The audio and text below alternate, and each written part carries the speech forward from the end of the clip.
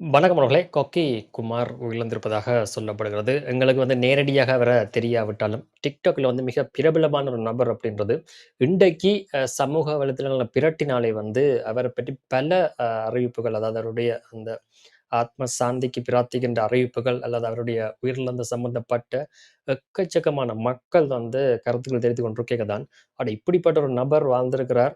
இவருக்கு பின்னுக்கு இவ்வளவு பேர் பின்தொடர்ந்திருக்கின்றார்கள். இவர் தன்னுடைய கருத்துக்களால இவ்வளவு பேரை ஈர்த்திருக்கிறார் அப்படின்றதை எங்களுக்கு தெரிந்திருக்கிறது. நாங்கள் அவருடைய சில வீடியோக்கள் TikTokல பார்த்திருக்கிறோம்.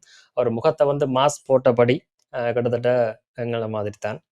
ஆனால் அவர் உண்மையான மாஸ்கையே போட்டபடி, அன்றாட நிகழ்வுகள் சம்பந்தப்பட்ட விடயங்கள தமிழ் தேசியத்தின் பார்வையில அவர் சொல்லிக் கொள்வார். மிகுந்த ஒரு அறிவாளி.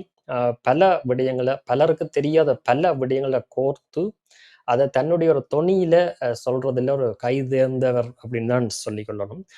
பிரான்ஸ்ல வசித்து வந்ததாகவும், அவருக்கு திடீரென அவர் உயிரிழந்திருப்பதாக சொல்லப்பட்டிருக்கின்றது. பலர் அவருடைய இறப்பு சம்பந்தப்பட்ட வேற வேற முன்னுக்கு பின் முரணான தகவல்கள பகிர்ந்து கொண்டிருக்கின்றார்கள். உண்மைய சொன்னா யாருமே அது தெரியாது, அல்லது அது இதையும் அத பற்றி எதுவுமே யாருமே இல்ல. வெறும் மரணம் அப்படின்ற மட்டும் தான் வெளியில வந்திருக்கிற செய்தி தற்போது வரைக்குமே. ஆ பிரான்ஸ்ல தான் அவர் வசித்து வந்ததாக சொல்லப்பட்டிருக்கின்றது. இந்த நிலையில நாங்கள் சில விடயங்கள சொல்லலாம் அப்படின்னு நினைக்கிறோம். ஆ கொக்கை குமார பொறுத்தவரைக்குமே அவர் யாழ்ப்பாணத்த சேர்ந்தவர் அப்படின்னு சொல்லி சொல்லப்படுகிறது. பிரான்ஸ்ல வசித்து வந்தவர். TikTokல அவருடைய சில வீடியோகள் நாங்க பிறகு போய் பார்த்தோம். உண்மையிலேயே நல்லா இருக்கிறது. அவர் வெறும் உணர்ச்சி புலம்பாக எந்த ஒரு விடயங்களையுமே வார்த்தைகள கொட்டி கதைக்காமல், ஒவ்வொரு வார்த்தைக்கு பின்னுக்குமே அதனுடைய வழி, வரலாறு எல்லாத்தையுமே புகுத்தி தான் ஒவ்வொரு விடயத்தையுமே விளங்கப்படுத்துவார். அவருக்கு பின்தொடர்பாளர்களே எக்கச்சக்கம் என்று தான் சொல்லிக் கொள்ளணும். அதை விட கொமெண்ட்ஸ்கள் இதுகள்ன்னு சொல்லியும், அவர் எடுக்கிற ஒவ்வொரு கன்டென்ட்டுமே பயங்கர நல்லா தான் உண்மையிலே இருக்கிறது. அதனால முகத்த காட்ட மாட்டார். உங்களுக்கு தெரியும் இன்றைய உலகம் எல்லாத்தையுமே பிரிச்சு பார்க்கிறதுலயும், முகத்த காட்டுறதிலும், படம் காட்டுறது, லைட் போடுறதுல தான் இன்னைக்கு உலகம் செலவழிச்சு கொண்டிருக்கைக்க, எல்லாரும் அந்த பக்கமா போவைக்க, அவர் அப்படி எதுவுமே இல்லாமல், தன்னுடைய முகத்த மறைச்சுக்கொண்டு, தன்னுடைய அடையாளத்த மறைச்சுக்கொண்டு, கருத்த மட்டுமே சொல்லிக் கொண்டார். நாங்களும் கிட்டத்தட்ட அதே அளவுன்னு தான் சொல்லிக் கொள்ளணும். அதுக்கு காரணத்தை நாங்கள் இந்த வீடியோலயே சொல்லிக் கொள்றோம்.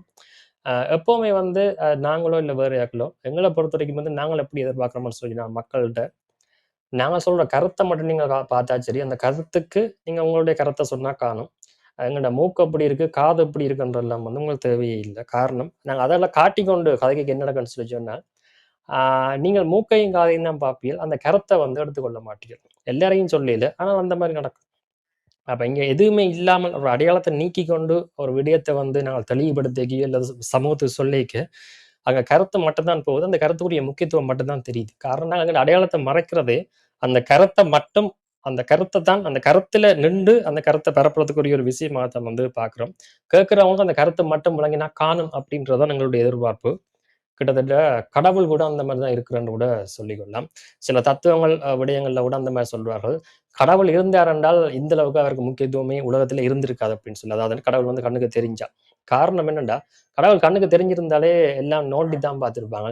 என்ன பிள்ளையாருக்கு வண்டி இப்படி வச்சிருக்குது, மூக்கு அப்படி இருக்குது, காது இப்படி இருக்குது, கண் ஏன் இப்படி இருக்குது. அது தெரிந்தனங்கடாக்கள். கண்ண பார்த்துக்கொண்டே எல்லாரையுமே எடை போடக்கூடிய ஆட்கள் எல்லாம் இந்த உலகத்தில தமிழாக்கள்ல பலர் இருக்கிறாங்க. அப்படி இருக்கேக்க கடவுள் உண்மையில கண்ணுக்கு தோன்ற மாரி இருந்தாருண்டா, உண்மையில அவர்ட்ட மதிப்பு அன்றோடையே போயிடும். அன்றிலேயே சரியத் தொடங்கி, பிறகு அவர் காணாமலே போயிடும். அப்புறம் கடவுள் அப்படின்னு சொல்லி சொல்லிக் கொள்ளவே இயலாத நிலைமை வந்துடும். கண்ணுக்கு தெரியாதபடியினால தான் அவர் அவ்வளவு பெறுமதியா இன்று வரைக்குமே உலகத்தில் இருக்கிறார். உலகத்தில் இருக்கிற ஒவ்வொருத்தரும் ஒவ்வொரு பேரை சொல்லி வேற வேற பெயர்கள், வேற வேற மதங்கள் என்ற பெயர்கள் எதனாலும், அவங்க எல்லாருமே ஒரு புள்ளியில இணையவர்கள் கடவுள். அதாவது தங்களை மீறின அதுக்கு மேல ஒரு சக்தி இருக்குது அப்படின்றத ஒத்துக்கொள்வார்கள். ஆ இதே தான் நாங்கள் எல்லா இடத்துலயுமே பார்க்கிறோம். இப்போ உதாரணமா சொன்னா ஒரு மரத்த பார்த்தா, மரம் நல்லா இருக்குது, பூத்து இருக்குது, காய்ச்சிருக்குன்னு தான் சொல்லுவோம். ஆனால் எங்களுக்கு வேர் கண்ணுக்கு தெரியாது. அந்த மரத்துக்கு எங்களுக்கு கண்ணுக்கு தெரியாத வேர் தான் அவ்வளவு அந்த பூக்கிறதுக்கும், காய்க்கிறதுக்கும், வளர்றதுக்கும் காரணமா இருந்திருக்கும். இப்படி பல விஷயங்கள் இருக்கிறது. நாங்கள் அண்மையில ஒரு புத்தகம் படிச்சோம். ஒரு இங்கிலீஷ் புத்தகம். அதில எழுதியிருந்தாங்க. கண்ணுக்கு தெரியாதது தான் கண்ணுக்கு தெரியிற விடயங்கள உருவாக்குது இந்த உலகத்தில அப்படின்ற மாதிரி ஒரு பெரிய லிஸ்ட்டே போட்டிருந்தாங்க. அதே தான் எல்லா இடத்துலயுமே விஷயம். அ ம் ம் வாழ்க்கைன்ற அடிப்படை தத்துவமா இருக்கட்டும் சரி, அரசியலா இருக்கட்டும் சரி, வரலாறா இருக்கட்டும் சரி, எதா இருக்கட்டும், உங்க வாழ்க்கையா கூட இருக்கட்டும். உங்களுக்கு அதாவது கண்ணுக்கு தெரியாத விடயங்கள் தான் கணக்கு தெரிஞ்ச விடயங்கள உருவாக்குது அப்படின்றத வந்து நீங்க அடிப்படையா வச்சுக்கொண்டாலே ஒரு நல்ல விஷயம். நாங்கள் கொக்கை குமார்ட்ட படிச்சது அந்த விஷயத்த தான். சிலர் இன்றைக்கு வந்து அவருடைய புகைப்படம் அப்படின்னு சொல்லி சில விடயங்கள வந்து உண்மையில பகிர்கிறார்கள். உண்மைய சொன்னால் அவர் அப்படி அந்த மாரி ஒரு ஆசைப்படுற ஒரு நபர் இல்ல.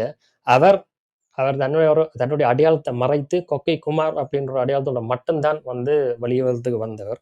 அந்த அடையாளத்தோடையே அவர வச்சுக்கொள்றது தான் உண்மையில அவருக்கு நாங்கள் குடுக்குற மரியாதையா இருக்கும். காரணம், இப்ப உங்களுக்கு தெளிவாயே சொல்லிட்டேன். இங்க எது பெருசு அப்படின்றது. உலகம் வந்து எப்பவுமே எல்லாத்தையுமே பிரிச்சு பார்க்கிறதுலயும், ஒரு என்ன சொல்றது? எல்லாத்தையுமே சுரண்டி பார்க்கிறது நாம் வந்து அது நேரத்த செலவிடும். இப்ப எங்களுடைய காணொளிகள்லயே வந்து பலர் இப்ப சில பல காலமாக வந்து கேட்டுக்கொண்டிருப்பார்கள். "முகத்த காட்டுங்க ஒரு ஆசா" அப்படின்ற நல்லா கதைக்கிறீங்க முகத்த காட்டுங்க அப்படின்ற மாரிலாம் கேட்பார்கள்.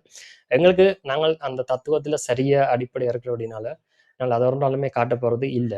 ஆ நி இப்ப விஷயம் வந்து இதுதான். ரக்கிக்குமார் அம் இறந்திருக்கிறார்.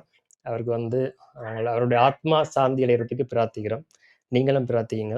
அவருடைய கொள்கைகள் வந்து ஒரு நாளுமே வந்து அப்படி போறதில்ல. இறந்து போறதில்ல. அவர் நீங்கள் அவருடைய வீடியோ இதுல வந்து இன்னும் TikTokல வந்து பார்த்துக்கொள்ளலாம். எல்லாமே நிறைய இருக்குது. எக்கச்சக்கமான முறையில கதைச்சிருக்கிறார். எல்லாத்தையும் தாண்டி எனக்கு உண்மையில ஒரு விஷயம் பெருமை, சந்தோஷம் என்னன்னா, இவ்வளவு பேர் வந்து அவருக்கு இரங்கல் பதிவுல வந்து போடுறீர்கள். அவ்வளவு அத பார்த்த பிறகு தான் எங்களுக்கு சொன்னா இந்த வீடியோல அத வந்து கதைக்கோணும் அப்படின்ற மாதிரியே ஒரு ஒரு ஃபீல் வந்தது. நன்றி.